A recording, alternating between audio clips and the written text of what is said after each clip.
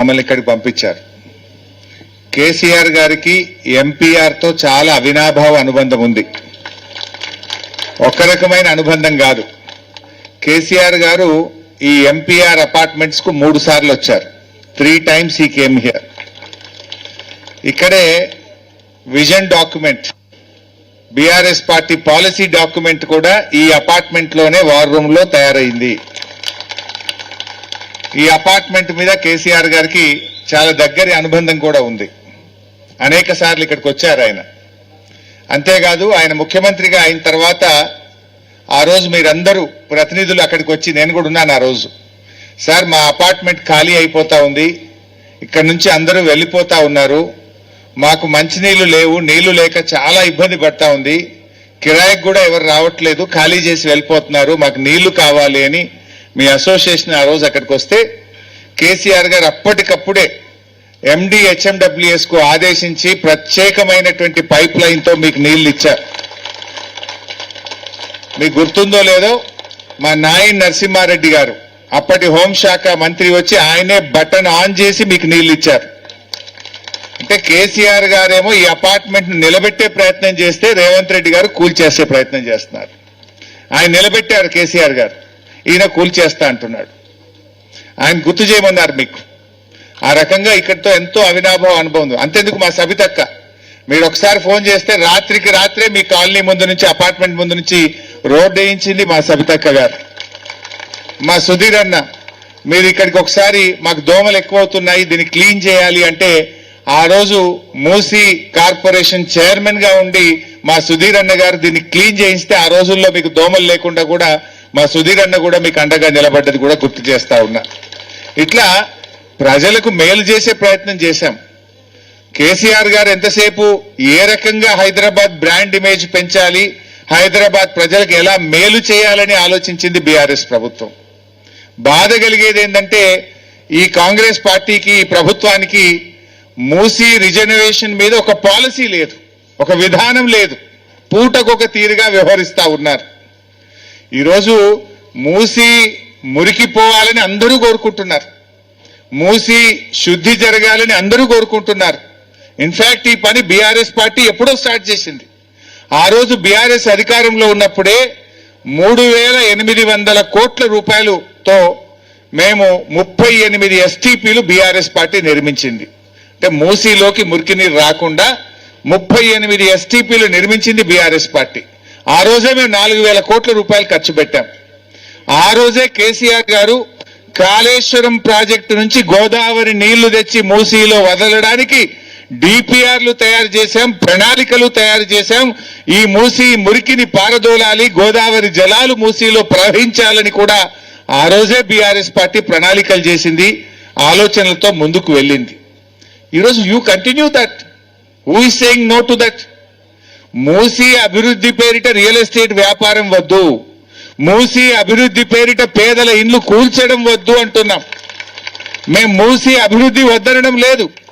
మూసీ యొక్క అభివృద్ధిని BRS start చేసింది. We have spent 4,000 crores. We started developing the Moosi project. You continue the process. మీరు ఒక్కటి గుర్తు చేస్తా ఉన్నా, అసలు రేవంత్ రెడ్డి ఏం చేసినా దాని వెనుక రియల్ ఎస్టేట్ వ్యాపారం ఉంటుంది. యాజ్ ఎ చీఫ్ మినిస్టర్ ఆయన వేసే ప్రతి అడుగులో భూముల పంచాయతీలో ఉంటే రియల్ ఎస్టేటే ఉంటుంది. ఒకసారి మీరు గుర్తు తెచ్చుకుంటే 2.5 years of Revanth Reddy rule ఏం చేశాడు చూడండి. హైదరాబాద్ సెంట్రల్ యూనివర్సిటీ భూములు లాక్కుంటాను, దాన్ని వ్యాపారం చేస్తా ప్రయత్నం చేసినాడు, సుప్రీంకోర్టు మొట్టికాయలు వేసింది. తర్వాత అదే industrial hill TP scam, hill TP పేరు మీద హైదరాబాద్ చుట్టూ ఉన్నటువంటి వేలాది ఎకరాల భూములు కబ్జా పెట్టాలి, రియల్ ఎస్టేట్ వ్యాపారం చేస్తా అని ఒక హిల్ టీపీ స్కామ్ కు తెరలేపినాడు. అది భూములే.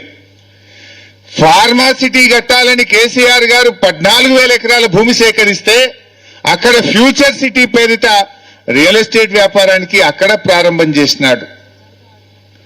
ఈరోజు మూసీ సుందరీకరణ పేరిట ఇవన్నీ ఇండ్లు కూల్చి మీ అందరి భూములు లాక్కొని ఇక్కడ మళ్ళా బడా బడా కార్పొరేట్లకు, ఓ అంబానీకో అదానీకో ఒక మెగా కృష్ణారెడ్డికో ఈ భూములు కట్టబెట్టేటువంటి ప్రయత్నం చేస్తా ఉన్నారు.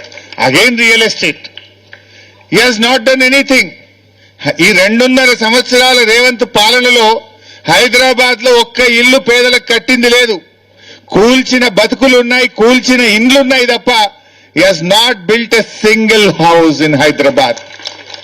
ఒక్క ఇల్లు కట్టలేదు. కూల్చిన ఇండ్లే తప్ప, కూల్చిన బతుకులే తప్ప రేవంత్ రెడ్డి 2.5 సంవత్సరాల్లో ఒక్క ఇల్లు కూడా హైదరాబాద్ లో కట్టలేదు.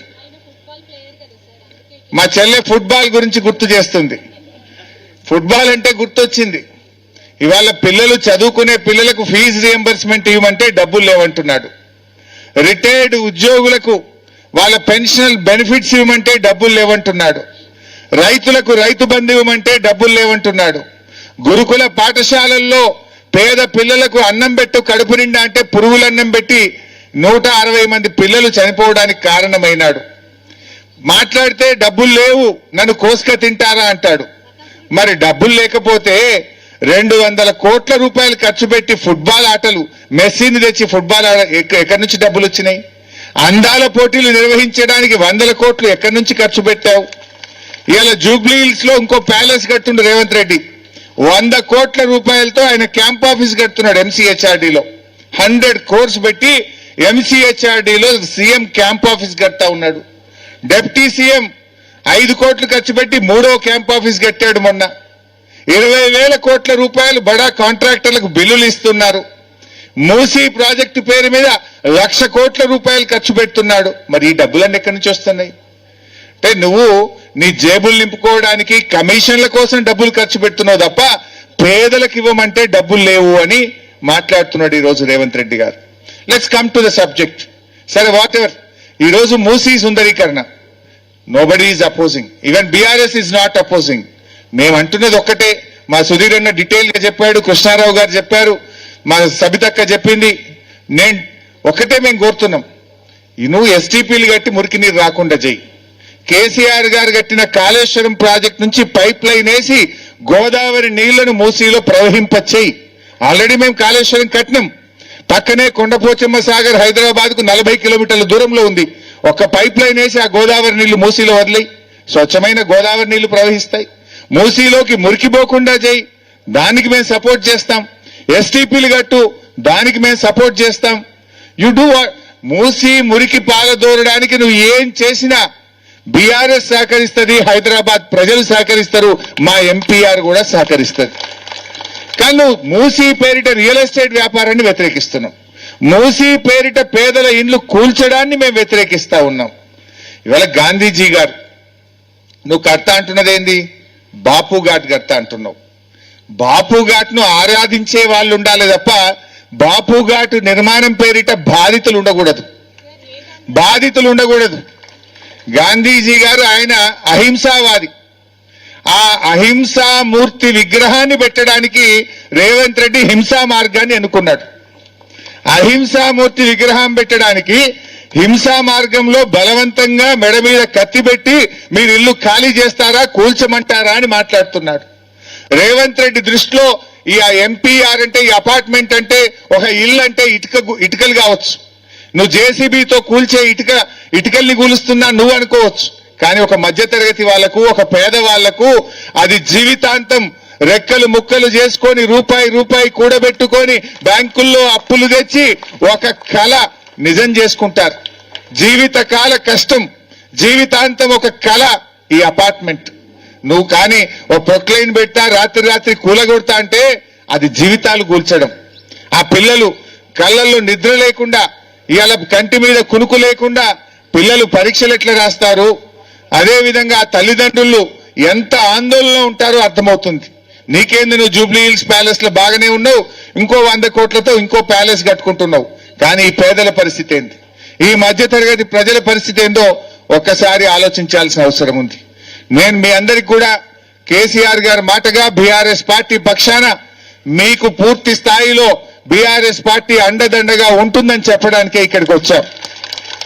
రేపు లీగల్ గా ఎందుకంటున్నా అంటే ఇప్పటి వరకు ఈ మూసీ ప్రాజెక్టుకు డిపిఆర్ఏ రెడీ లేదు.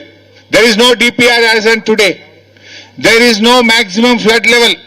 ఇప్పటి వరకు ఎంఎఫ్ఎల్ ఫిక్స్ కాలేదు, ఇప్పటి వరకు డిపిఆర్ తయారు కాలేదు, ఇప్పటి వరకు సోషల్ ఇంపాక్ట్ అసెస్మెంట్ జరగలేదు. ఏది లేకుండా నువ్వు నోటీస్ ఎట్లు ఇస్తావు? డిపిఆర్ లేదు, మాక్సిమం ఫ్లడ్ లెవెల్ డిసైడ్ కాలేదు, సోషల్ ఇంపాక్ట్ అసెస్మెంట్ జరగలేదు, ఎన్విరాన్మెంట్ క్లియరెన్స్ తీసుకురాలేదు. Without anything how will you give the notice? మనం రేపు లీగల్ గా పోరాడదాం, న్యాయపరంగా మీకు అండగా ఉంటాం, క్షేత్రస్థాయిలో మీ పోరాటానికి అండగా ఉంటాం. రేపు జరగబోయే బడ్జెట్ అసెంబ్లీ సమావేశాల్లో మీ అంశం మీద బీఆర్ఎస్ పార్టీ ఎంత దూరమైన పోరాటది, అసెంబ్లీని స్తంభింపజేసైనా మీకు అండగా మేము నిలబడతాం.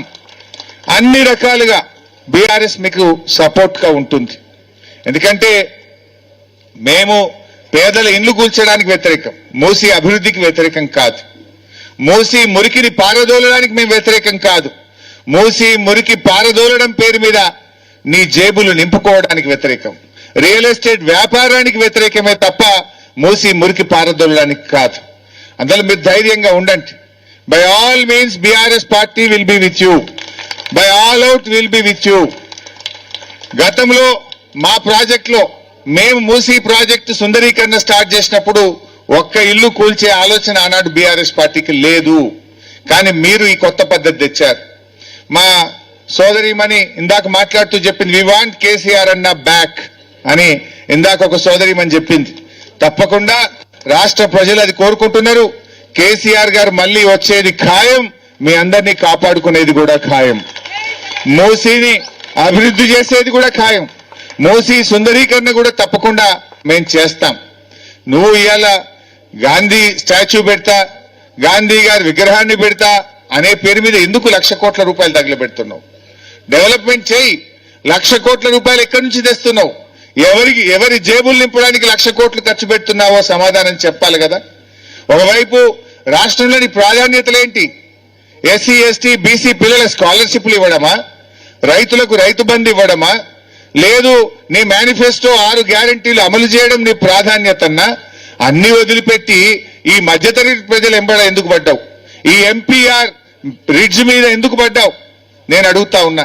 సో దయచేసి మీరెవరు ఆందోళన చెందకండి, భయపడాల్సిన అవసరం లేదు. కలిసి పోరాడదాం, కలిసి పోరాడదాం. ప్రధాన ప్రతిపక్షంగా మీ బాధను అర్థం చేసుకున్నాం, మీ దుఃఖాన్ని అర్థం చేసుకున్నాం. మీతో కలిసి ఉండడానికి, మీకు ధైర్యాన్ని ఇవ్వడానికి, మిమ్మల్ని కాపాడుకోవడానికి బీఆర్ఎస్ ప్రతినిధులుగా, కేసీఆర్ ప్రతినిధులుగా మీకు ధైర్యాన్ని ఇవ్వడానికే ఇక్కడికి వచ్చాం. కేసీఆర్ గారు ఇక్కడికి 3 సార్లు వచ్చారు. ఈ కేసీఆర్ గారికి అపార్ట్మెంట్ తో అనుబంధం ఉన్నది. రేపు కూడా అవసరమైతే మళ్ళీ వారు వస్తారు, మీకు అండగా ఉంటారని చెప్పి కూడా నేను మనవి చేస్తా ఉన్నా. ఎందుకంటే ఈరోజు రేవంత్ రెడ్డి గారు, కాంగ్రెస్ ప్రభుత్వం क्या भाई साहब कुछ दिखा रहे Kendriya Vihar 3 it's not MPR we are for everyone don't worry we are for Kendriya Vihar we are for everyone ठहरो बेटा అయితే దయచేసి మనం ఆలోచించాలి. ఇవాళ కాంగ్రెస్ ప్రభుత్వం వచ్చిన తర్వాత ఇప్పటికే హైదరాబాద్ బ్రాండ్ ఇమేజ్ పడిపోయింది. హైదరాబాద్ లో భూముల ధరలు పడిపోయినాయి. ఎక్కడ చూసినా కూడా అంతా దోపిడి మోపైంది. హైడ్రా ముసుగులో దోపిడి, మూసీ ప్రాజెక్టు ముసుగులో దోపిడి, ఫ్యూచర్ సిటీ పేరిట దోపిడి, సెంట్రల్ యూనివర్సిటీ పేరిట దోపిడి, ఏది చూసినా దోపిడే. ఇలా నువ్వు చేసిందేం లేదు, కూల్చిందే ఎక్కువ. హైదరాబాద్ లో నువ్వు చేసిందేమన్నా ఉందంటే కూల్చివేతలే తప్ప, ఇవాళ నువ్వు కబ్జాలు తప్ప నువ్వు చేసిందైతే ఏమీ లేదు. ఈరోజు మీరందరూ కూడా, మా సుధీర్ అన్న, మా సబితక్క, కృష్ణారావు గారు, మేమందరం కూడా మీ దగ్గరికి వచ్చింది మీకు భరోసా ఇవ్వడానికి వచ్చాం. ప్రభుత్వాన్ని కూడా మేము ఈరోజు డిమాండ్ చేస్తా ఉన్నాం, ఇక్కడి నుంచి బేషిజాలొద్దు, పంతాలకు పట్టింపులకు పోకండి. ఈ ఎంపీఆర్ అపార్ట్మెంట్ లో ఉండే వాళ్ళకి ఇచ్చిన నోటీసులను బేషరతుగా ఉపసంహరించుకోవాలని ఈ ప్రభుత్వాన్ని మేము డిమాండ్ చేస్తా ఉన్నాం.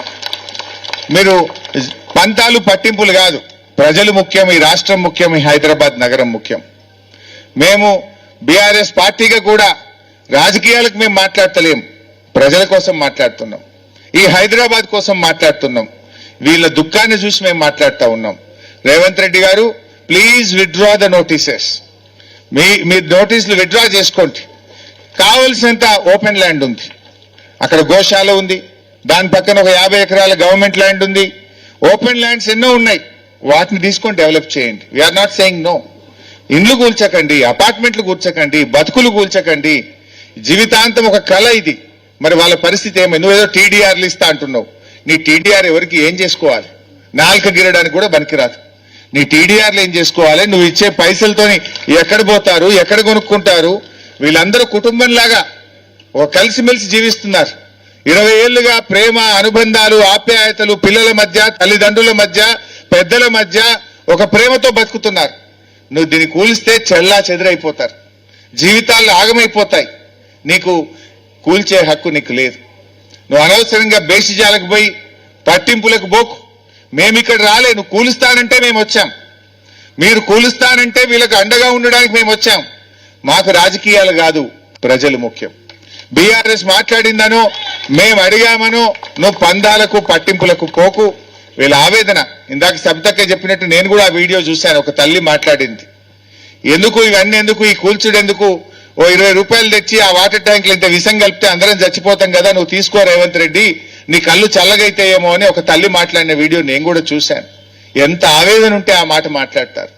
ఆవేదనని అర్థం చేసుకో, వాళ్ళ కడుపులో ఉండే బాధను అర్థం చేసుకొని ఈ నోటీసులు విత్డ్రా చేయాలని, నువ్వు ఉన్న ఖాళీ ల్యాండ్స్ లో డెవలప్ చేయి, ఉన్న మూసీని అభివృద్ధి చేయి. ఇప్పుడు already BRS has started, BRS has began the Musi development programme. We have spent 4,000 crores. We have planned for bringing Godavari water from Kaleshwaram to Musi. You implement that. దాన్ని కొనసాగింపు కానీ అనవసరంగా ఇండ్లు కూలుస్తా, రియల్ ఎస్టేట్ ఎందుకు? ఇన్ని 1000 ఎకరాల భూములు నీకెందుకు? ఈ 1000 ఎకరాలను ఏం చేసుకుంటావు అంటే నువ్వు ఓ అదానికో, అంబానీకో, ఇంకా బడా బడా కంపెనీలకు ఈ భూములు అప్పచెప్పి నువ్వు పెద్ద పెద్ద కార్పొరేట్ ఆఫీసులు కట్టడానికో, ఈ భూముల్లో రియల్ ఎస్టేట్ వ్యాపారం చేయడానికా? What is the need? On the name of Musi development real estate వ్యాపారం ఎందుకు? 1000 ఎకరాల భూసేకరణ ఎందుకు అని మేము ప్రశ్నిస్తా ఉన్నాం. దాన్ని ఉపసంహరించుకోవాలని చెప్పి కోరుతా ఉన్నాం. సో మీరు కూడా ధైర్యంగా ఉండండి, కలిసి ఉండండి, యూనిటీగా ఉండండి. We are all with you, will fight to any extent. మీకు ఎవడన్నా అడ్డం వస్తే మేము వచ్చి ముందు కూర్చుంటాం. ఇక్కడ ఈ అపార్ట్మెంట్ ను నిలబెట్టింది కేసీఆర్, రేపు కాపాడేది కూడా కేసీఆర్ గారి సైన్యం మీకు అండగా ఉంటది. మీరు ఎవరు ధైర్యాన్ని కోల్పోవద్దు. Let us explore all the possibilities, legal, మరి అదేవిధంగా ఎన్విరాన్మెంటల్ ఇంపాక్ట్ అసెస్మెంట్ కోసం అవసరమైతే గ్రీన్ ట్రిబ్యునల్ వెళ్దాం, హైకోర్టుకు వెళ్దాం. What are all the possibilities? Let us explore all the possibilities. అన్ని రకాలుగా కూడా ప్రయత్నం చేసి మనం కాపాడుకునే ప్రయత్నం చేద్దాం. ప్రభుత్వం మంచి మాట కొద్ది దిగి వస్తే నోటీసులు ఉపసంహరించుకుంటే అది వాళ్ళకే మంచిది, అది వారి విజ్ఞత. మనందరి ఆవేదనను, మీ అందరి దుఃఖాన్ని అర్థం చేసుకొని విత్డ్రా చేసుకుంటే అది వారి విజ్ఞత. ఒకవేళ వాళ్ళు విత్డ్రా చేసుకోకపోతే let us explore all the possibilities. అన్ని రకాలుగా కూడా ముందుకు పోదాం.